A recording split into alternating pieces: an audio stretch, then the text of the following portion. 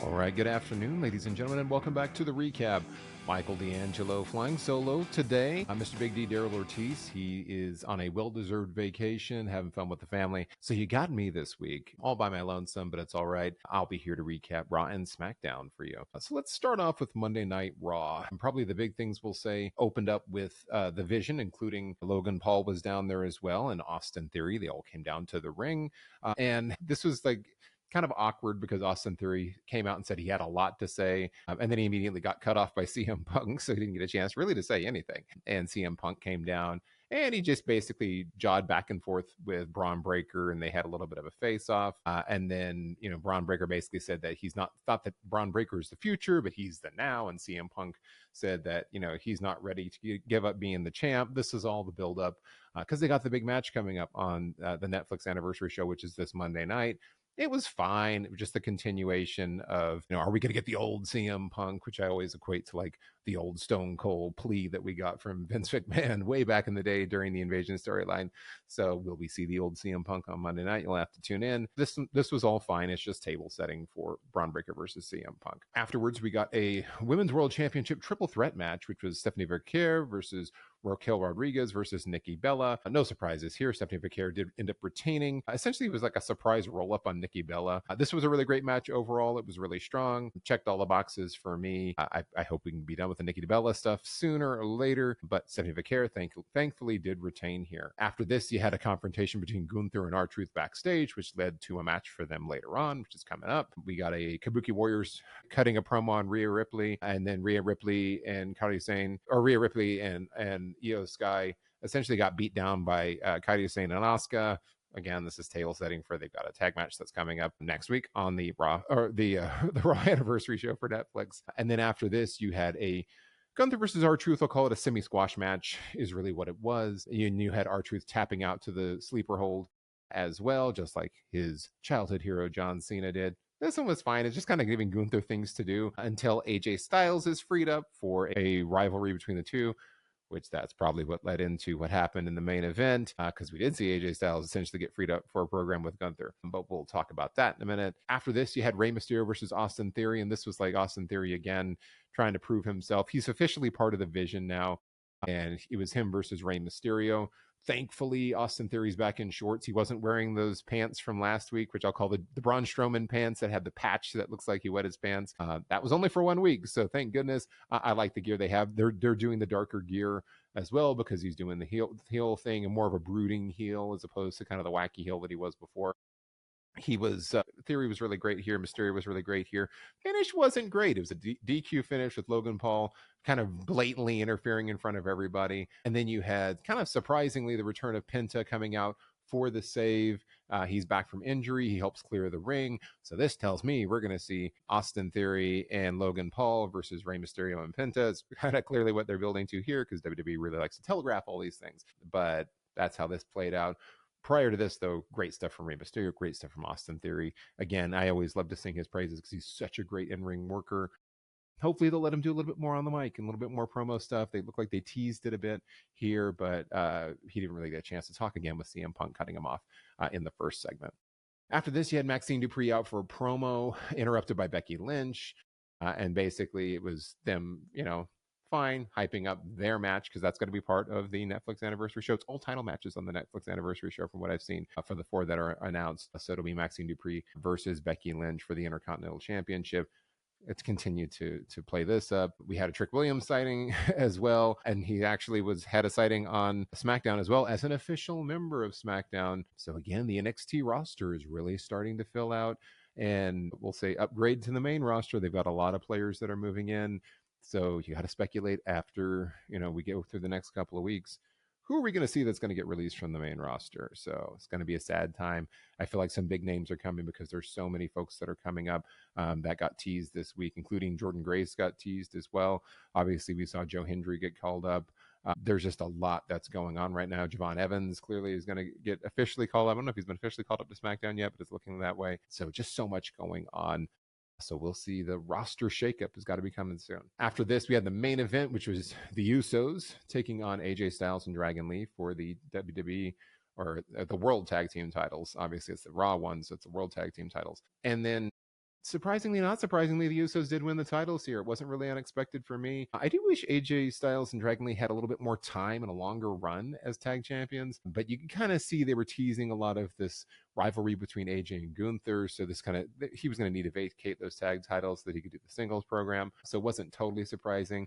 Did see some heel tactics here from the Usos. Chief shots with the ref's back turn, and they kept kind of alluding to, hey, remember they were in the bloodline, and remember they had to do whatever it takes to win, and this is just kind of them doing whatever it takes to win. And I'm not a huge fan of WWE continually blurring the lines for what you would say is kind of heel tactics versus face tactics, because these are clearly heel tactics that they were doing, attacking somebody with the ref not paying attention. You see that a lot with Cody Rhodes now, where he basically just operates as a heel all the time. And it's not the same as when Stone Cold Steve Austin was the anti-hero, because he wouldn't do heel stuff. He would do stuff where he just kind of didn't care. And you see Randy Orton kind of RKOing everybody, but not really being malicious about it. This feels a little bit different, but again, WWE too much having heels do things that are, or faces, excuse me, do things that are blatantly heel tactics. And so you saw that here, but you did end up having Dragon Lee, of course, take the loss. He got hit by the 1D, and we have now 9-time tag team champions, the Usos, and that's how Monday Night Raw closed out. So congratulations to the Usos. This feels good. This feels better. Obviously it kind of gets Jay back into the championship picture. He's a champion once again after he was going through kind of that crisis of his identity and who he was, and feeling like he wasn't doing well and he wasn't accomplishing anything. So that kind of wraps up those storylines. But him and Jimmy, tag team champions once again. And that moves us on to SmackDown, which is back to 3 hours to start the new year. I got to tell you, I'm not a huge fan of the 3-hour format. I feel like it gets dragged out too long. You basically just have more commercial break interruptions between matches, which you saw here. There were multiple matches that had two commercial breaks during the matches because they're kind of stretching for time. Main event took up 30 minutes. It was a final 30 minutes. So it just felt slower and a little bit more plodding, but it is what it is. It's a 3-hour show. They're trying to fill it up. I just wish they would have more wrestling and more matches in it versus these longer matches. But we ended up opening with The Miz sharing his grievances about, 2025. He should have had a match with John Cena during his retirement run. He kind of ran down the crowd, ran down everyone else. And then, surprise, surprise, we had the return of Randy Orton. So Orton's music hit. He walked down. The Miz then kind of backpedaled a little bit and talked about, hey, as I was saying, you and I are the locker room leaders. You and I, we need respect, and kind of trying to pretend that he was talking about him and Randy Orton as well. Orton basically hit him with an RKO and then celebrated, then helped him up, hit him with another RKO. No promo, didn't say anything, just walked to the back. So that was all Randy Orton needed to do. Hit a couple of RKOs on The Miz, and Orton is back. We'll see what they do with him, but it's always good to see Randy back. After this, we had the 8-woman tag team match, which was Io Sky, Rhea Ripley, Charlotte Flair, Alexa Bliss versus the Kabuki Warriors, Lash Legend, and Nia Jax. These are all the players that have been in the tag team picture, and you got the heels and the faces all on teams. This one was really fun. It was a long match. You did have 2 commercial breaks since it was a long match and they're trying to fill 3 hours, but it was really good. This was really enjoyable. It ended with Io Sky hitting the over the moonsault on Kairi Sane, which makes sense. Like they weren't going to have Asuka go down. Kairi tends to take all the pinfalls for her team. This tells me though, because you had technically Io and Rhea going over the champs here Monday night, you're not going to see that happen. I feel like you're going to see the Kabuki Warriors retain, just because they kind of have, again, telegraphing that with WWE is having whoever is going to end up winning on Monday night is going to lose, or winning in the actual upcoming matches kind of lose that penultimate match. But we'll see. That's my prediction. Feels like Kabuki Warriors will end up retaining. I'm sure we'll see interference from Nia Jax and Lash Legend. You'll see shenanigans that'll probably end in a DQ because they love to do stuff like that. And then we had a Jordynne Grace signing, as I mentioned earlier, potentially signing with SmackDown. She was kind of walking around to see, get the lay of the land, had a little confrontation with Jade Cargill, a champion, as well. And you can really see, even though Jordynne Grace is in incredible shape and really built, it's just the size disparity between her and Jade Cargill is pretty wild. Jade's just phenomenal. So that'll be interesting to see. But looking forward to Jordynne Grace joining the main roster. Then you had Kit Wilson out versus a mystery opponent, and that mystery opponent ended up being, drum roll, was Zack Ryder. But it started off as Zack Ryder, and you got the woo and everything, and then the Jumbotron changed to Matt Cardona. So he is no longer Zack Ryder officially. He is officially under his Matt Cardona, his real name, his moniker, the one that he's used on the indies for years and years. So they dropped that, and they did announce that Matt Cardona is officially a part of SmackDown. So again, another kind of call it a call up from TNA versus a call up from NXT. So congrats to Matt Cardona officially rejoining WWE. He's been trying to come back for years and years and years now, done great things on the indie scene. And he gets to be out there with Chelsea Green because she's on SmackDown as well, so they get to travel together. So I'm sure it all works out well for them. This was a really fun match. Of course, you had Matt Cardona hitting the Rough Rider, which I don't know if they're going to rename that. I'm sure they're probably not going to. They're just going to call it the Rough Rider, which is a fine name for his finisher. This was good stuff. It was thoroughly enjoyable. Matt Cardona victorious in his return to WWE. And then you had Damian Priest's interview, because the main event tonight was Aleister Black versus Damian Priest in an ambulance match, which I'm not a huge fan of the ambulance match format, but that was coming up. And he talked about how they've been feuding for 6 months. And I was like, man, 6 months. I did feel like it was a long time. It did feel like this has been a really drawn out feud. 6 months feels pretty wild for two folks who are not feuding over a world title or anything. That seems a little bit long. And he was like, I think I speak for the fans when I say enough is enough. And I'm like, you're certainly speaking for me, Damian Priest, because I don't want to see this feud anymore. So hopefully he's promised that this will be the end of it. Let's only hope that that is true. After this, we had a Wyatt Six promo on Solo Sikoa, and they announced they're going to have Family versus Family next week. This is kind of a stop-start thing. I love the Wyatt Six, but man, I feel like WWE has fumbled them so much with kind of doing this start booking with them. They came in with a lot of hype and a lot of energy. They did great with the vignettes, and now it feels like, and I know part of that was Bo Dallas had an injury, and so they kind of walked him back a little bit, but they haven't done much with them, and I feel like this feud's kind of dragged out as well, but maybe they'll wrap it up next week. Then we had Sami Zayn out in street clothes, kind of talking about how he's never won a championship, and he promises this year is the year he's coming for the WWE championship, making a big deal out of it. And then he got interrupted by Trick Williams, who we saw on Monday Night Raw. And Trick Williams said that he's officially on SmackDown too, so that's another sign. So we've got Matt Cardona and Trick Williams both joining SmackDown. We just had Joe Hendry join SmackDown as well. And it was kind of looking like his first feud was going to be with Sami Zayn, because Sami's going to teach Trick about humility, and then he basically left. And then during the break, though, a match was made for Rey Fenix versus Trick Williams, which makes sense because it sounds like you don't want to bring in that feud and have Trick Williams immediately go over Sami Zayn. So unfortunately, it feels like Rey Fenix is the one that's going to get fed to Trick Williams. For next week, maybe something will happen and Sami will have to come down for a save. You all know how WWE likes to book these things. But it kind of feels like they're going to setting up Trick Williams' first feud on the main roster is going to be with Sami Zayn, and then Rey Fenix is going to be the sacrificial lamb next week. Then we had Carmelo Hayes and Ilya Dragunov backstage, and Ilya Dragunov was giving Carmelo Hayes his props and all that good stuff. Talked about how he is going to continue the U.S. Open Challenge, U.S. Championship Open Challenge. Love calling it U.S. Open Challenge. And then you do have, what was already booked for this week, though, was not an Open Challenge. It was Johnny Gargano versus Carmelo Hayes for the United States Championship. This was a great match. I'll call it my match, and then I thought it was really, really good. Really strong stuff. You did have lots of distractions from Candice LeRae throughout the match trying to help Gargano, but in the end, successful title defense. Melo hit the first 48, followed by the nothing but net, and he won. So great stuff, great match. Again, love the fact they finally have a title on Carmelo on the main roster. He certainly deserves it. Looking forward to him continuing the Open Challenge as well. Then you had Cody Rhodes down because he's got a 3 Stages of Hell match with Drew McIntyre booked. So he was there to find out what the 3 stages of hell were, as we all were. This whole segment seemed kind of silly to me. So you had Drew McIntyre pop up on the Jumbotron, and he was hanging out at Cody's bus because he went to look for him there, and Cody was down in the ring cutting the promo. And he basically, for, long story short, the first match in the 3 stages of hell is just going to be a regular wrestling match. Boo. Boo. If you're going to do the whole gimmick of it's 3 different matches, make it fun. I was hoping they would do like a strap match or something different. Do something different. But this felt like just so by the numbers, because the first one was just a regular wrestling match. Second one is just a Falls Count Anywhere match. Okay, so yeah, it's just a no DQ Falls Count Anywhere. And then third match, if needed, and I have a feeling it will be needed, is the steel cage match, which, cool. I think I mentioned that last week. Probably one of them is going to be a steel cage match. That's the only one where you kind of have a little bit more of a unique gimmick, but not all that unique. Again, lost opportunity here. You could be a little bit more creative with the 3 stages of hell, but we're getting regular match, no DQ match, cage match. And then you had Drew out there trying to mess with Cody psychologically. He goes into the van. He's like, I found this one possession. He goes, you've got all sorts of memorabilia. You've got all sorts of possessions. And I found this, and it was just a photo. It's a photo of him and his dad, and it wasn't like this is a photo that he clearly has digital copies of this thing because it was relatively early on in his career. It was like a stock photo from WWE with him and his dad. So it's not like it's a one of a kind, priceless heirloom. And Drew threw it down and smashed it, and that was the thing he was going to do to hype up Cody.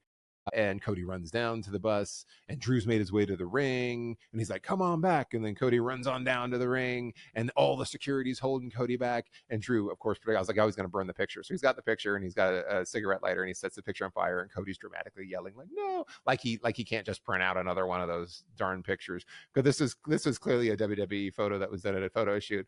They've got copies, Cody. They've got digital copies. You can get another one. So this just felt a little bit silly with the reaction because it wasn't a priceless one of a kind thing that was being destroyed allegedly. It's just a photo. And Drew continued his whole Dusty Roses in hell thing where he kept talking about, it'll be a cold, you kept saying it'll be a cold day in hell when I win. Well, I hope your dad's got a coat. So it's cheap heat, but man, everything that Drew said in this promo was gold, just kind of continuing the whole, I know your dad's looking up at you and smiling. So that was silly. That was enjoyable. The whole thing being the regular photograph that was the bait that was he was trying to break Cody with was a little silly to me. After this, we had Chelsea Green versus Julia for the Women's United States Championship, which was a fine match, except that Julia won. Julia pinned Green with after a Northern Lights bomb, and she's now the U.S. champion again for the second time, and they've taken the title off of Chelsea Green again for the second time. And I hope she does more with it on this run than she did on the last run, because the last run she never did anything. She didn't defend it. She kind of hung out. She disappeared off of SmackDown multiple times. I was really disappointed with Julia's first run, so this was a little bit of a bummer for me. I know Chelsea Green always plays ball. She does the right thing. She'll do whatever creative asks her to do. But again, this just felt too early for them to take the title off of Chelsea Green. She hasn't had a super long run with the U.S. Championship on her second time. So, yeah, it's a little bit of a bummer for me.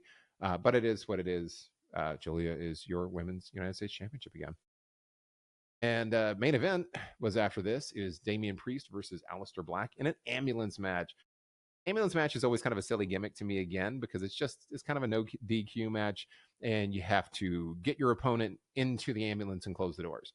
And there's very little drama for that for me because there was like a sequence at one point where Aleister Black really had Damian Priest beat, and he throws him into the back of the ambulance, and then he kind of slowly closed one door, and then he stopped and put his hand on his hip and kind of walked around, and then he like delayed, and then he tried to close the other door, and Priest like kicked it out of the way. I'm like, dude, just go boom, boom, close the doors, and it's done. You won the match. Why would you stand there with your hand on your hip? You're not so tired that you can't swing the other door closed. So there was like a lot of false drama with an ambulance match and with the doors thing. But nevertheless, it was a long match. He did have a couple of commercial breaks. So it was really of a slow build, and it kind of turned into the big spots at the end. So I thought it was fine. I will just say it became more about the big spots. You did have Damian Priest throwing a fireball into Aleister Black's face as revenge because Aleister Black did that before. It looked really silly because he was holding up like flash paper and trying to light it really quickly. So it just looked dumb when he did it. So I wasn't a huge fan of that. The fireball thing it's been silly when it happened. Who was it? I think Hulk Hogan had a